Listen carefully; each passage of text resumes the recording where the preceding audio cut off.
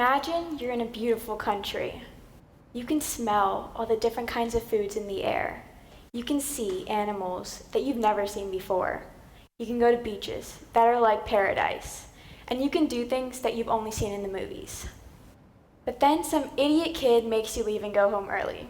I was that kid. Let me explain exactly what I did. There we were in Panama, feeling like our last few days should be adventurous. What's more adventurous than riding an ATV? And to feed into our adventurous spirit, it wasn't automatic.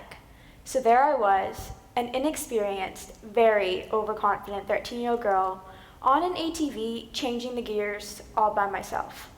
What could possibly go wrong? We all start out slow, trying to get the hang of how to drive this thing.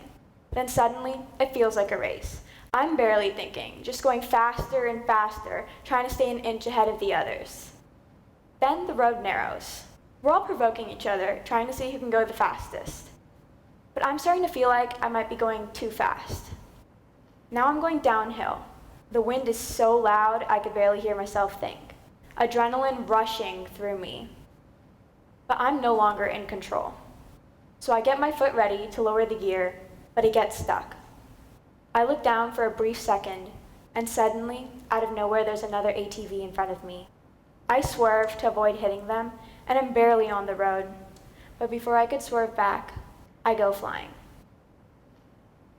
When I think back, I try to press pause on the brief moment I'm in the air, flying. But it's all such a blur that the next thing I can clearly remember is my chest feeling wet from my own blood and not being able to breathe. Now I'm still in the outskirts of Panama. My parents are pulling strings and doing everything they possibly can to get us back home as soon as possible. I don't know how they did it, but they got us on the first flight back into Panama City and a flight the next morning into California.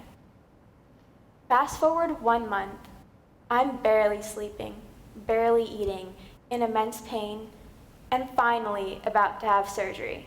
Yes, finally. I spent a whole month like that because my wounds were so bad that the doctor said I had to wait to reduce the risk of surgery, which is why I was ready to have a surgery. Now after the surgery, I had now had this scar. I knew that people were going to stare. At the airports in Panama, I was escorted around in a wheelchair. Every kid's dream. Now obviously people were curious. Why is this girl in a wheelchair? And I knew that they would have that same curiosity when it came to my scar. So when it turned out to be a pretty noticeable one, I guess you could say I was prepared. Now the scar falls right along my clavicle, so a shirt with any type of dip will show it. At first I wore clothes that were convenient, whatever was easiest to put on. This meant big baggy sweaters mostly. But then as I started to get better with physiotherapy and time, I found that I was still wearing the same clothes. I told myself it was to make me comfortable and help me move around, but that wasn't entirely true. I was ashamed and embarrassed of having made a mistake, of almost hurting others, or of having a constant reminder that I was never going to be perfect. You take your pick. But that is how I felt. Now being in middle school and wanting to fit in isn't something new. So when I had this abnormity that made me feel not normal, I tried to hide myself because I was afraid of being judged.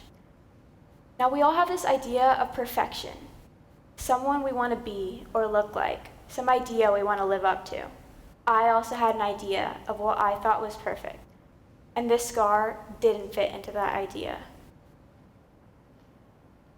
Have you ever heard of the gift that keeps on giving? Well, scars are like that. They are the pain that perpetuates more pain. They are earned through physical trauma. But there's more.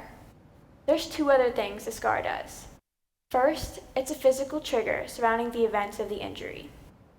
Every time you look into the mirror, you're taken back to the memories and the emotions of what happened.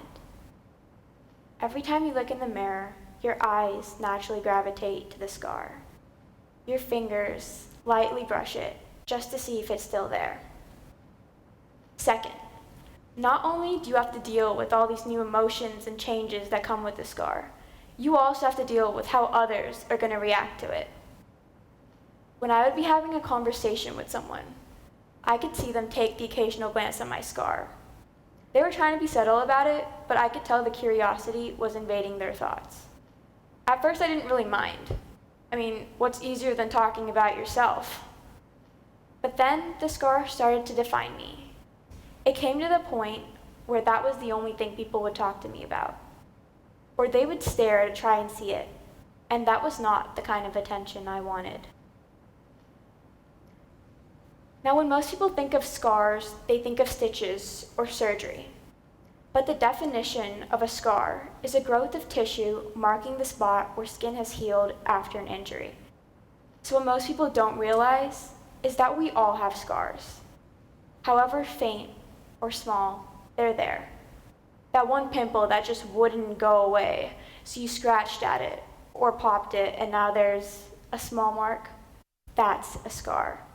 That one time you were in the kitchen cooking and you barely cut yourself, and if you look at it at just the right angle, there's a mark, that's a scar.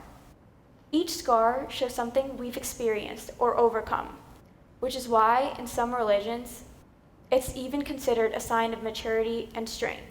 So why is it that we're so scared of something that signifies our own strength? Through social media and the internet, we have been influenced to believe that we should strive for perfection. Even though we're in the era of self-love and acceptance, we feel the need to change ourselves to fit in. We hide our differences when we should be flaunting them. But in order to show off our differences, we have to be proud of them because they make us unique. They make us who we are. It's easy to look at yourself and pick out all the things you wish you could change. It's hard to appreciate yourself just the way you are. To be grateful for all the lessons that life has taught you, even if it has left a mark. To be thrilled that you're not perfect, because that makes us relatable and real. Maybe if we thought of scars as just another kind of memory, it would be easier for us to accept that they should not be hidden, because they show that we have lived. So while this scar has not only given my mother another excuse to not let me drive, it's also given me a new perspective in how I view myself as well as others. We all have scars, something in our past that is a result of mistakes, something we're trying to hide, something we're ashamed of.